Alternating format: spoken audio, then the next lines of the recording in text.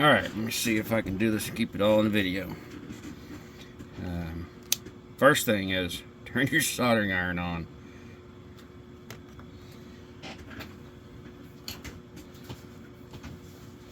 If you don't have a clean end for your coax, cut it straight.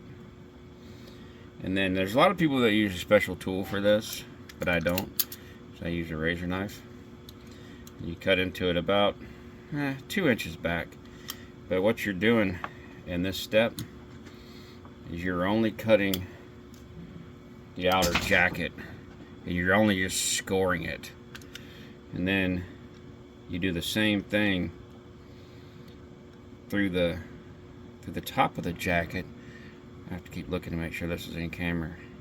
And then when you get near the end, you want it to go ahead and dig and get the soldering iron out of your way, because when you touch it, it's hot. So then at the end, it's pretty much just scored everywhere.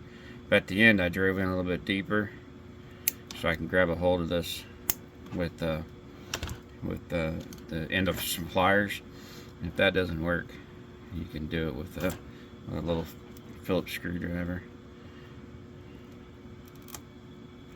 So then once you get that jacket peeled, because you scored it, it'll just pop right off. So that's about what you want to have right there. And there's a lot of people that will have a special cutter, and this braiding, if your cutter is set right, will already be done. It'll be cut. But all you have to do is you fold back your braid back over the, no you don't, sorry, I already screwed up. You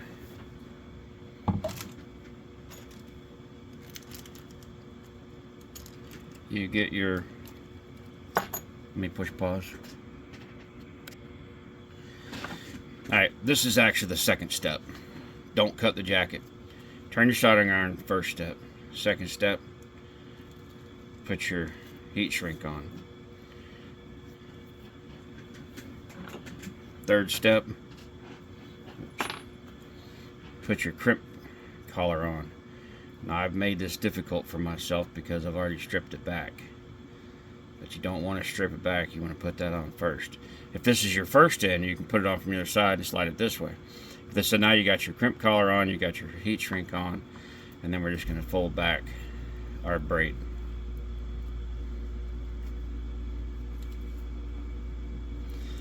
Fold back our braid, and I happen to know that this particular crimp connector only needs about 1/2 of an inch of you can see this, you can put it on right now, and you can see about 3/4 of an inch. Okay, so that's cool. So what we're going to do is we're going to take our wire strippers on number 10, and we're going to grab it right here at about 3/4 of an inch, and we're going to try to pull that foam away. Sometimes you have to cut it a couple times, and that foam is definitely a bear.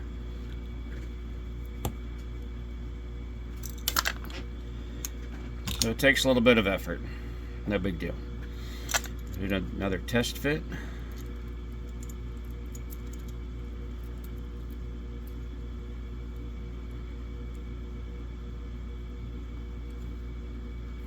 Alright, so we bottomed out here, we bottomed out there, and we have all this wire right here hanging out. So what you can do with that is you can go ahead and cut it. Sorry, I'm bringing it up to the light. You can go ahead and cut it right here, but you're not done. You're not done, because you don't want that copper. You don't really need that copper right there, although it won't be bad. You know what, we can go ahead and solder that just like that. That's not bad. That's not bad. So I don't have helping hands, but I have my crimper. So I take my crimper and I grab it.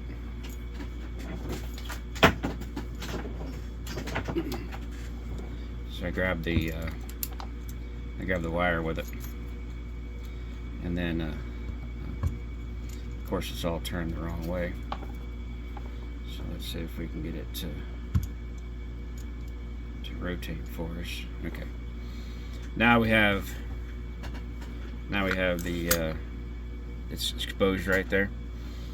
So we take our solder, and this is actually the wrong solder I used on the other end. This is the right solder, the solder that I used anyway, or that I like to use, 60-40. The other stuff's probably 60-40 too. 60-40 also. So you can tin your solder tip, and that helps with conductivity. And then somewhere around here I have a little Brillo pad looking thing, so we can just stick that in there and get it clean. So now we have that clean. Some people may even tin that right there, the braiding or the twisted pair. And I'm gonna put my soldering iron right here.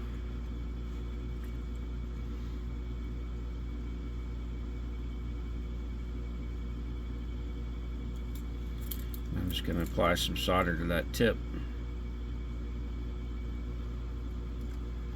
And then I'll remove the heat. That's quite a bit of solder that went inside there. Alright. Looks like we can get some more. I'm not really sure how much is good, so let's just do more. Same thing. It'll heat up faster this time, because the solder is conductive. It helps move the heat along.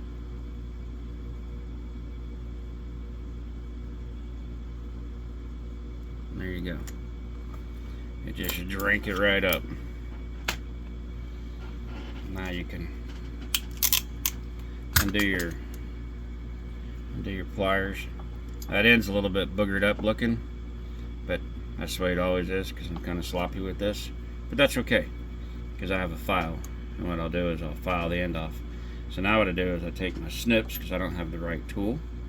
If I did this for a living, I probably would have the tool. And I actually do have the tool out in my service van, but it's not set for this size coax. It's set for RG6. Maybe I'll go ahead and get one for the shop. I don't know.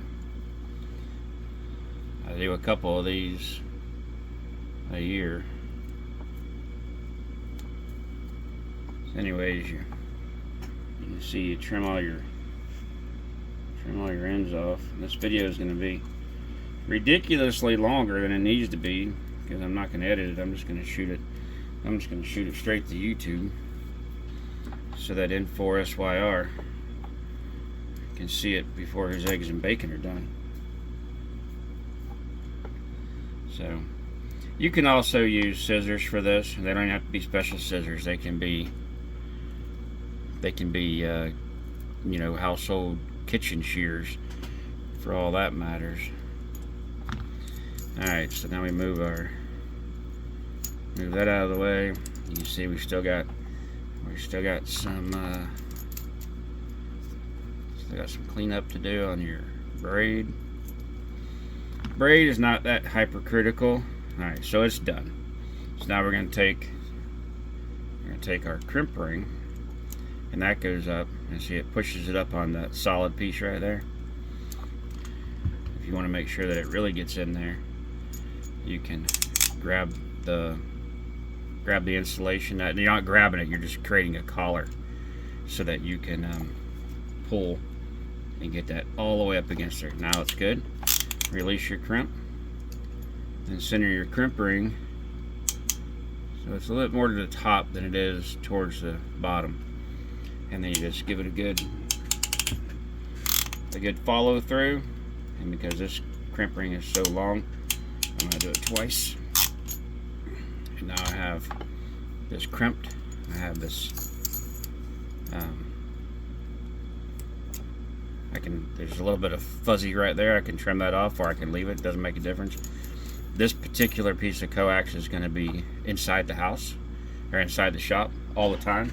So I don't need to worry about water. If you did, you'd want to make sure that's completely clean.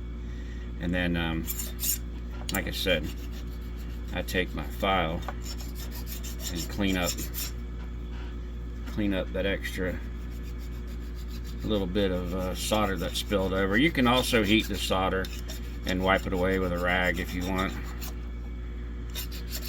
But this also cleans the connector for, you know, get a seat on it. So there, it's completely round. It's all good to go. So then you put your ring back up. A few minutes ago would have probably been a good time to turn your heat gun on.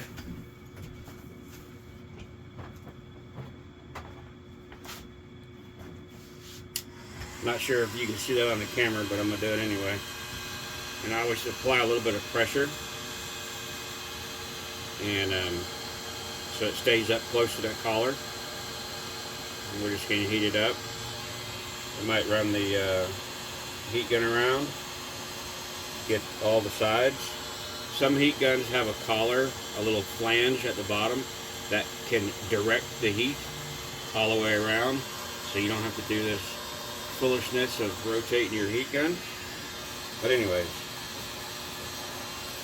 whenever you do this, this particular piece of heat shrink also has glue in it. This is a one-time deal. It'll be a big stinking mess whenever this is all done. You heat it up until you start seeing that glue come out, and then you're done.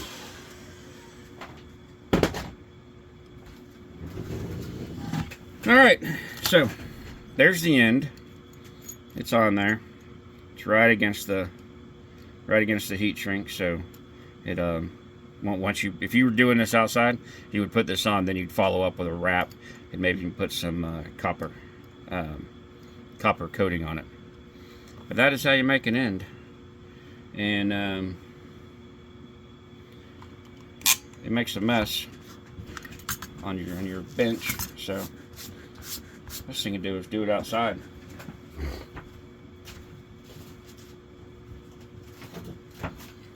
Then if you want to double check your work, you can get your meter out, put it on ohms. There's quite a bit of tool that goes with this job. If you don't have it, you're probably better off just having your ends pre-made. But what you want to do is you want to touch there and touch there. So we have almost a dead short, and that's good. And we want to go on the outside, so we have no continuity on the outside, which means that we're good to go. So then you have the outside conductivity. So there we have the same reading. That's good. So anyways, that's how you do it, Scott. And this is going to be my lightning. This is my lightning arrestor. And I got run a ground wire, probably a number 10 stranded, out of the shop and outside. And then we'll be good to go. And if you wanted to know what my ham setup looks like, that's basically it. A couple of monitors, 5 radios if you count the CB. And that's it. This video has already ran longer than it needed to be. So for people who really want to know how to do this, skip around, and others, watch the whole thing. And that's what I got. Oh, and this is me. 73, y'all.